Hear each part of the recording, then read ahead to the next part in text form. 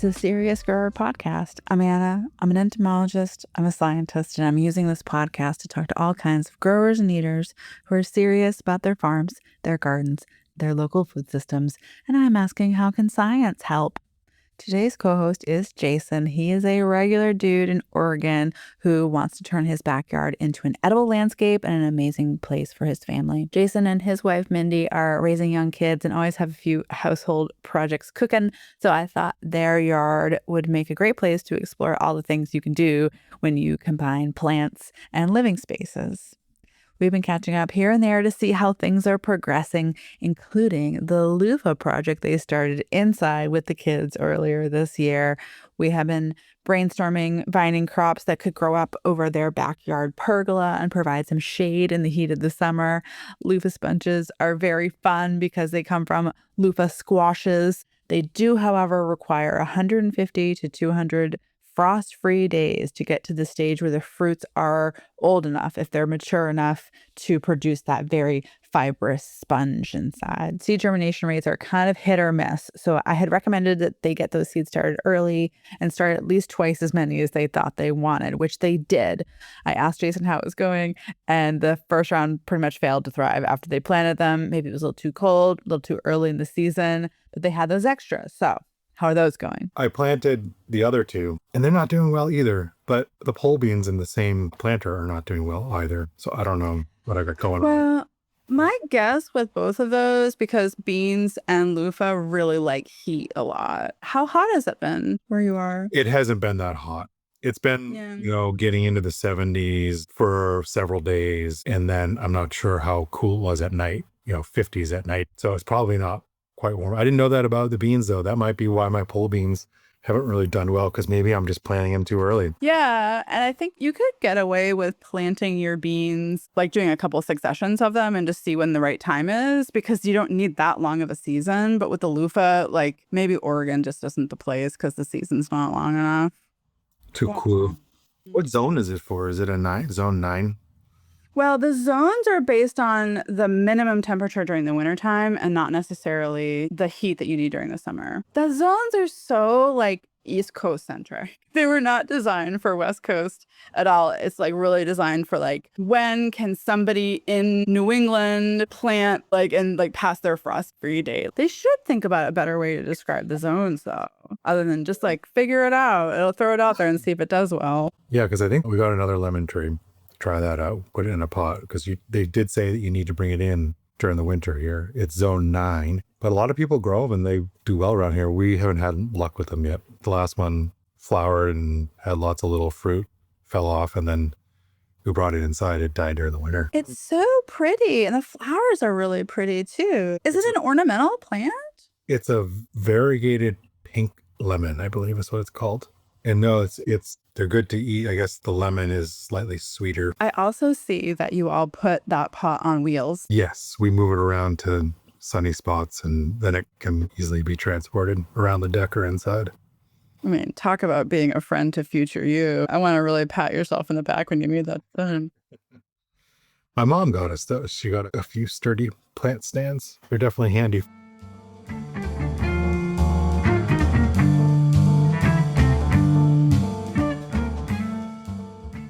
The USDA cold hardiness zone system is a great system for perennial plants that need to survive brutal winters. But if you're growing an annual crop that needs a certain amount of heat units and you're not sure whether or not it'll do well where you are, if you are in the United States, especially in the West, the Sunset Climate Zone system is a superior system for annuals and heat-loving plants. Unlike the USDA cold hardiness zone system, which only look at the single lowest winter temperatures, the Sunset system factors in length of the growing season, summer highs and heat accumulation, humidity and rainfall, elevation and wind, all of these landscape factors that are very important to understanding what your summer might look like. For the record, luffa does best zones 7 through 9 and 12 through 14, or any zone described as having long, hot summers. We can find ourselves in little microclimates here and there. They're a little colder or a little warmer than our surrounding region because of little weirdsies in the landscape or man-made structures. If you want a purely data-driven system used by commercial farmers, look up your local growing degree days, the accumulation of heat above a certain base temperature over the course of the season. But if you're not particularly interested in calculating all these data points and you're wondering if your region doesn't accumulate enough heat units, I mean, the old-fashioned way of doing it is to grow them and see if you have enough time in the year. By the end of the summer, if those luffa pods, the long green, weird cucumber-y looking things, they'll stay green, watery, and they will rot on the vine instead of drying into fibrous sponges. But before you plant, you could also ask yourself, do you have 5 to 6 months of frost-free weather? Are your summer daytime temperatures consistently above 80 degrees Fahrenheit? Do you have full unobstructed sunlight where you're growing them? And, just regionally, are you surrounded by cotton fields, and do your neighbors stop by with watermelons certain parts of the year? That's a dead giveaway. You're in a good place for a loofah. Well, Jason and Mindy live in Oregon, so there aren't any neighbors stopping by with watermelons. So we'll have to wait and see if their loofah plants get going in the summertime heat. However, we know they have plenty of neighbors growing hops down the street. So it's not a surprise that their hops are doing great. They're thriving. We need to transplant some of them. We have one in a wine barrel that they don't do well in a pot like that, at least not long term. We found like the first year they grew well, and then after that, they don't do well in the pot because I think they have like a taproot that goes down or something. At least when I dug them up, that's what it looks like. At least a couple of big, thick roots. That was something else I wanted to ask you about. It sounds like almost everything that you have planted in the backyard is either in a raised bed or in a pot. Like, is there any reason that you're not going right into the ground? Some things we planted in the ground, like the fruit trees or the hops that we have near the deck is planted into the ground, but I dug down and made them out. And part of the reason is the subdivisions out here are very clay soil. Like most of these trees have a limited lifespan because of the clay soil. They just start to rot out or whatever. The arborist kind of explained it to me. I can't regurgitate it all, but that's why most things are in raised beds. Or when we did plant the fruit trees, we dug a large hole and then filled it in with good soil. This probably doesn't have to do with you, but something I was trying to explain to my sister the other day is like, especially in new neighborhoods, so subdivisions where some developer has come in and built a ton of houses, what will happen a lot is they will also sell the topsoil. So they'll come in and level. And so basically everything is built on the sea layer. Are you familiar with like the levels of soil? Yeah, and it's been a while. I took a class on that many years ago, but I do not know.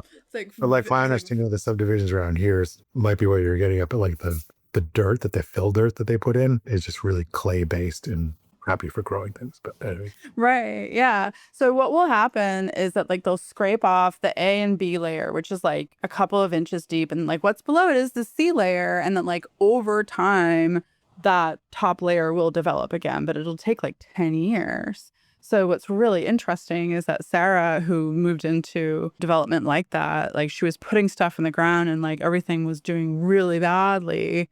And I was like, you have to fertilize, you have to do this because like you were depleted. Now it's been 10 years they lived in that place and all of a sudden their soil looks really good because like they've been doing all these good soil building practices. But it sounds like you just have really clayey soil. Clay, and it's known for it. Yeah, because this house was built in 99.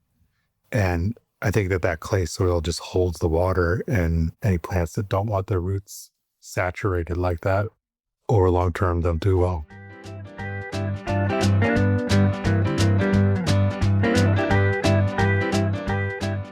So that resource you sent me about pressure treated wood was really interesting. Yeah, that was neat. I'd always steered away from using pressure treated wood for planter beds. And then times that I've treated the wood, I would treat the outside and the top, but then, or maybe 1 inch down on the inside and not the board part that the soil touches. Jason shared a resource that he had been reading from Oregon State Extension Specialist Brooke Edmonds and her co-authors. General rule of thumb is that you should never use treated wood, especially some of the older techniques. They'd use CCA, creosote, or penta to treated wood as a preservative. These older treatments contain toxic chemicals like arsenic that should never be near edible crops.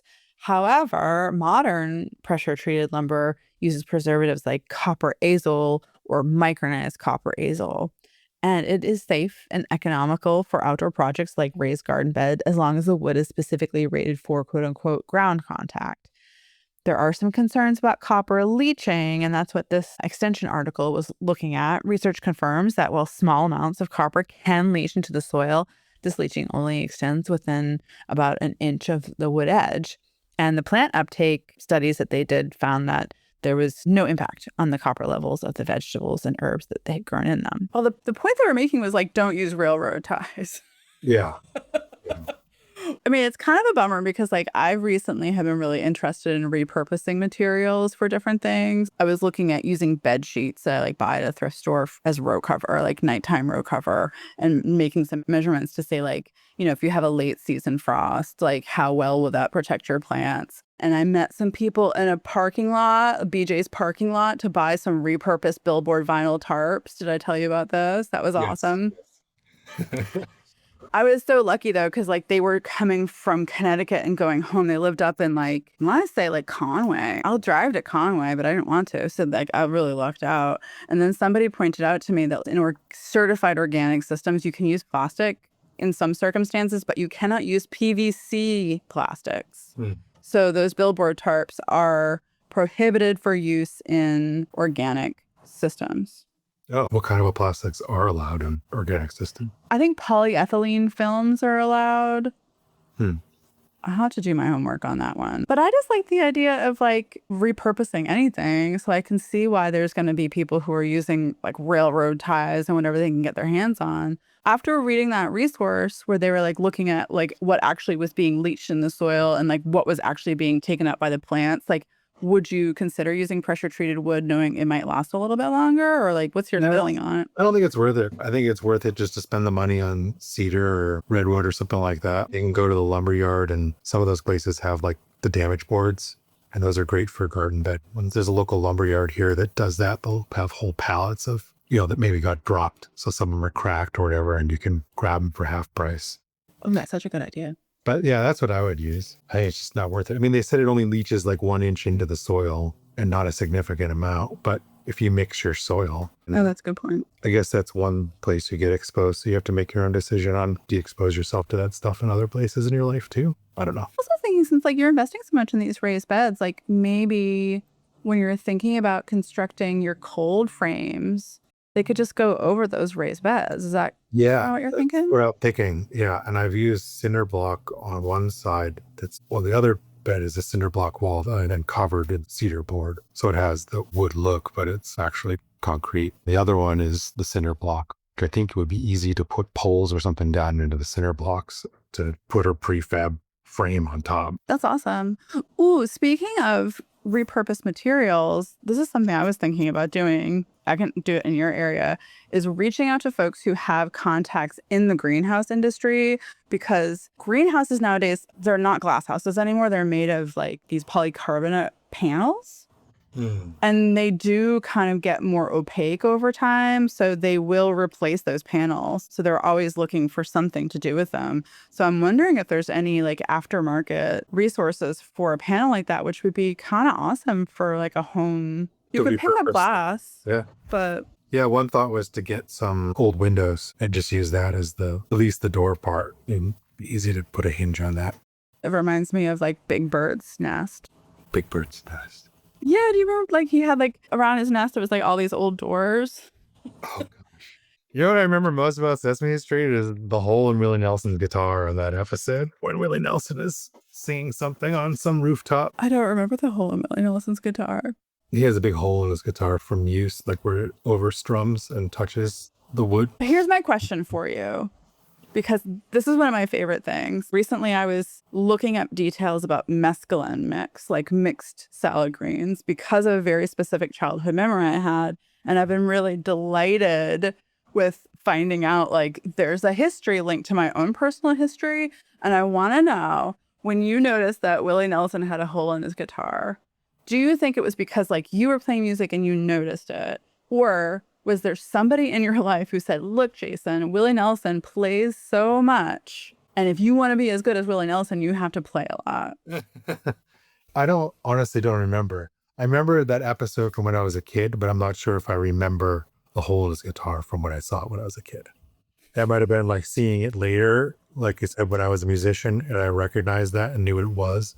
Yeah. Wes Montgomery had a heart shape born in his guitar from doing this flicking motion. So the 3 fingers like that going across made a heart. Anyway, but it is a well-known thing about him too. He has a hole in his guitar. Like if you're a guitar player, we know that. You know what I mean? No, I didn't know that. Or the BB King ran into a burning building to save his guitar, Lucille, at one point. Oh, yeah, because he loved her so much. I know that. But these are the things that you notice. Like, Dad always talks about, like, being a dentist and things that he would notice about people's mouths. Like, he could tell you how that person ate fruit. Like, there's, like, little things, like, really, really private detail about someone's life Dad could tell from their teeth. The fact that, like, certain patterns that you see in people's guitars just, like, it's part of their playing. So, like, that's so fun. Yeah. Well, hey, I had a couple of things that I was jotting down so I didn't forget. Last time we talked about the saffron crocus, planting them in front of the, gosh, I always forget the name of this flower. I think it's the irises. I said that they bloom in summer, but they actually bloom in like April because they've already bloomed. So I don't know where I got that from.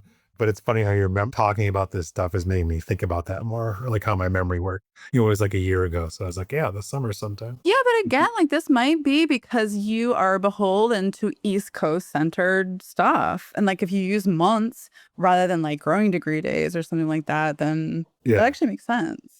So yeah, they were in full bloom around Mother's Day. So it's nice that these crocuses bloom in the fall because now those will get cut down for the summer and it'll be bare and then those will be able to bloom later. So what do they look like now? They look like grass. I'll send you a picture. Yeah, they're just like the little tough grass coming out. But that's kind of cool, right? Yeah. No, I think I want a whole row of them because that little greenery would be there along the stones in the back. Yeah. Summer, and then bloom in the fall after the irises are grown. So it'll just be the opposite of what I originally thought, which is bad. That's fun. I am really curious to see if they fill in that space. I know like commercially, it sounds like they dig up those corms every year and replace them to like divide them or something. But if you just let them sit there, like I wonder if they're going to like fill out that space or if they're just kind of like die and reproduce in like 1-to-1 ratio. So I'll be curious to see when they flower and like what they look like next year. If like they're filling out that space or they kind of look the same in the spring. Yeah, I didn't realize that because I could dig them up every now and then and pull those little ones off because you can see how they form. And then there's some other flower that we grow that when we dug it up to move it, it has a miniature bulbs. Bulblets. Bulblets, that they're called. Yeah, so we took those and planted them separately. I forget what flower that is though. Mindy does all the flowers. You're like my Uncle Charlie who called everything a pussy willow. Yeah. Those dahlias, they're really tall ones with the big flower. Yeah, and like the root looks kind of like a sweet potato. Sort of, yeah, with some sort of bulbous, funky looking thing. I think people dig those up a lot. I feel like I see a lot of content on the internet about that.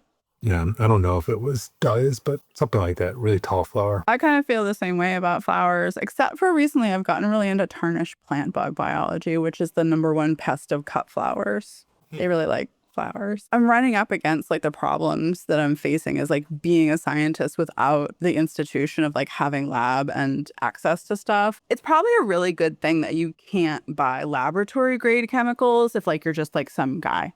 I can't just like buy, like have them ship them to my residential home, which is becoming a problem for me. And I'm also like trying to formulate my own lures. So I was like literally out in a garden shed this afternoon with a one of those like wax warmers, like people use. Like instead of burning a candle, you can get chunks of smelly wax and just melt the wax. Okay. I was using this because I needed to heat mineral oil to 50 degrees Celsius. And that's exactly what an 18-watt wax warmer holds temperature at. So I'm like mixing this stuff up and I'm like, it's not getting into solution. And then I was like, oh, like I'm not a formulation scientist. And I was like, where has my life led to that I'm in the garden shed formulating insect lures? I had a real crisis. Oh, sorry. I'm trying. It's resourceful, yeah. But the thing about it is really funny is that like a lot of the floral components, like if you think about like the smell of a flower, if you took every single one of the like the chemicals that made up that smell, there's like a couple hundred different odors. We talked about this when we talked about like digital sound waves versus analog sound waves.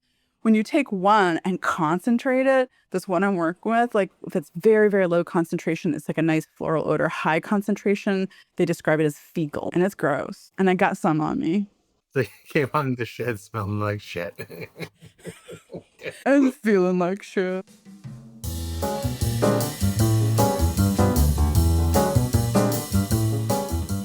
There are so many different types of plastic in the world, but the 4 most common plastics used in agriculture are low-density polyethylene, high-density polyethylene, polycarbonate, and polyvinyl chloride, or PVC. Mulch films, silage bags, row covers, and the plastic films that cover high tunnels are made from low-density polyethylene.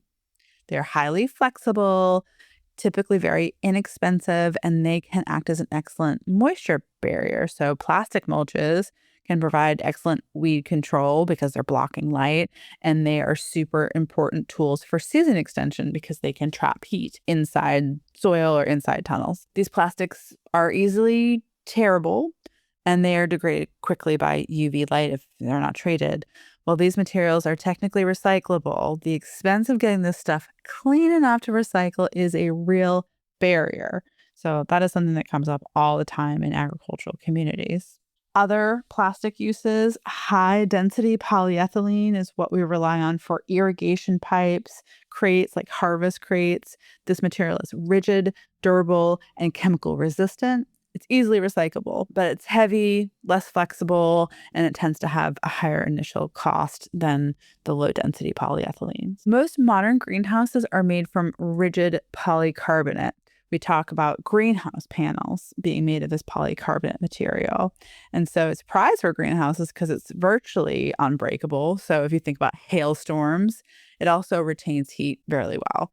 However, it doesn't last forever. Typically, high-quality polycarbonate panels have a lifespan of about 10 to 20 years, depending on where they are and what kind of action they're getting. Polycarbonate is inherently vulnerable to UV radiation. The polymer chains break down, causing the panels to turn a hazy, distinct yellow color. Also, microscopic cracks develop on the surface, which traps dirt, algae, and dust that you can't wash off, and that further ruins light transmission. So as the plastic yellows, becomes cloudy, its ability to let light pass through drops significantly. For a commercial grower, this directly translates into lower crop yields, but that material could certainly be repurposed for a home cold frame.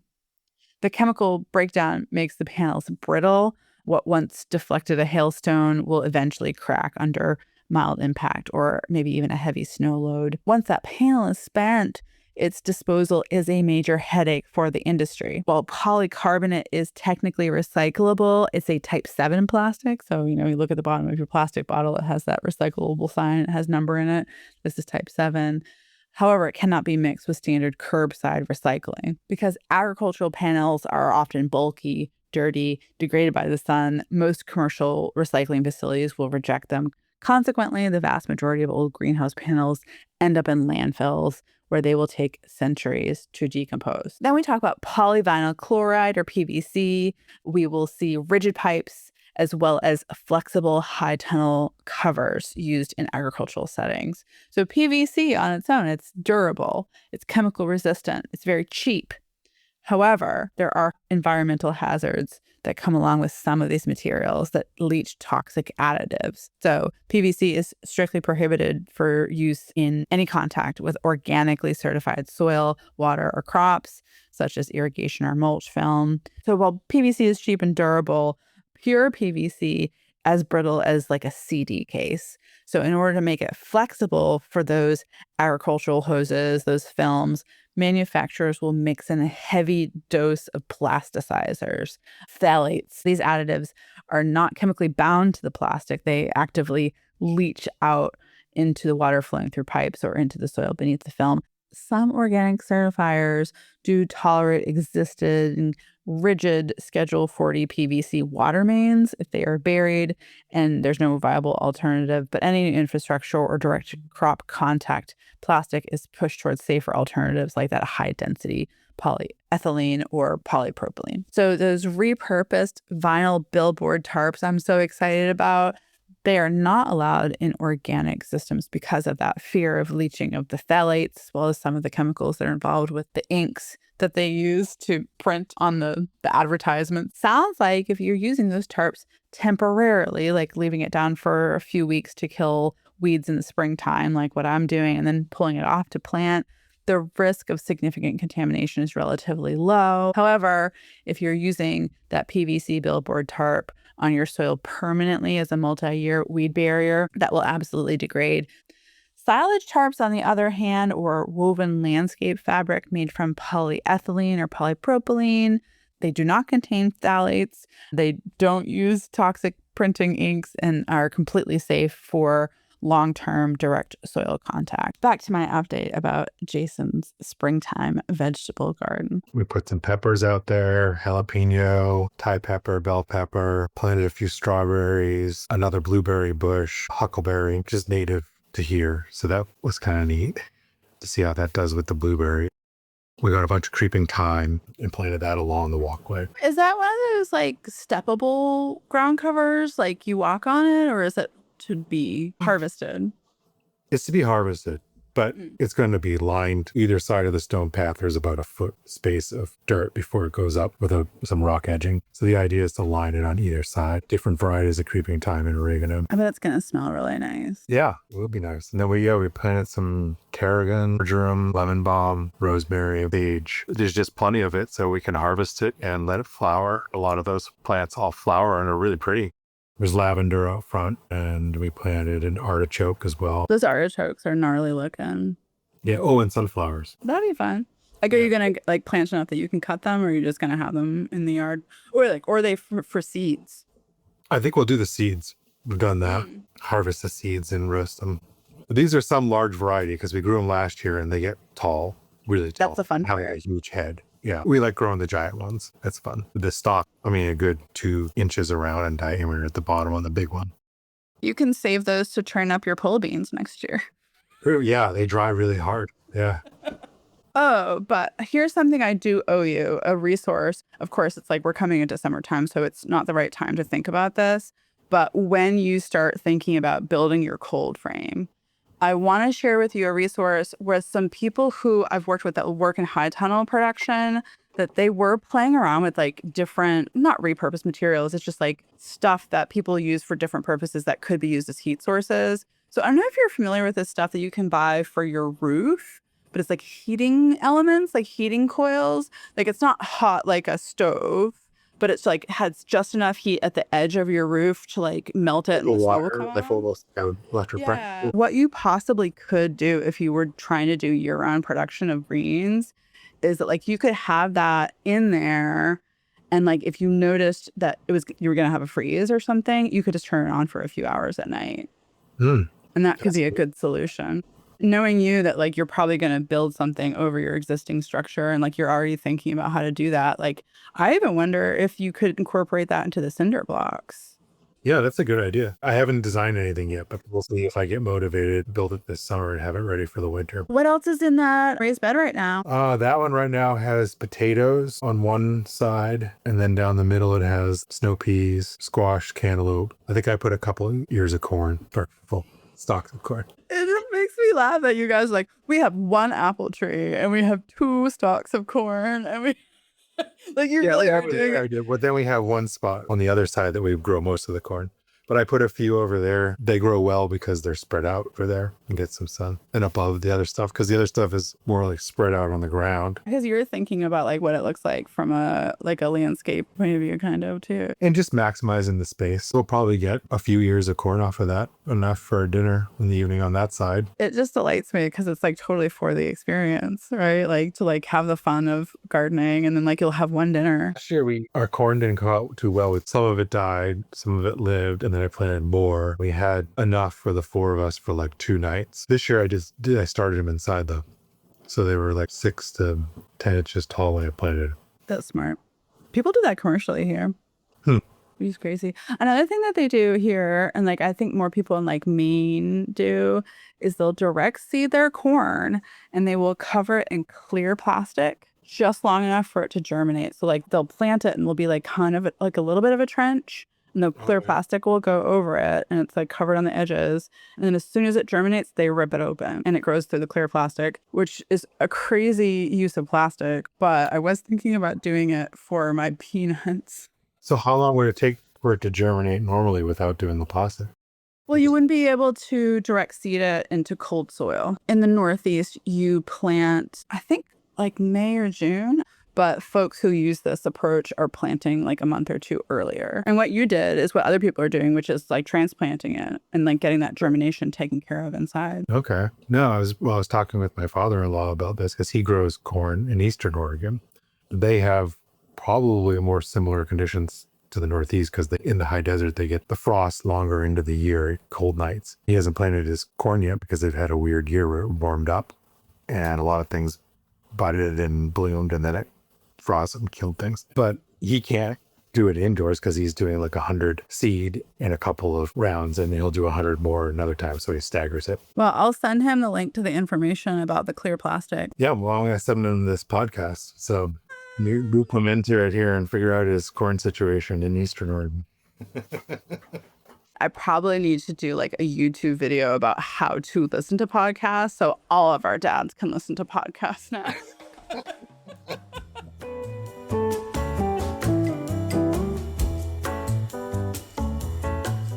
All right, so I'm leaving a link in the show notes for Mindy's dad on how to extend his sweet corn season with plasticulture, but I'm happy to answer any questions about suppliers too. Clear plastic mulch provides the biggest bang for the soil warming buck, but it does not provide weed control.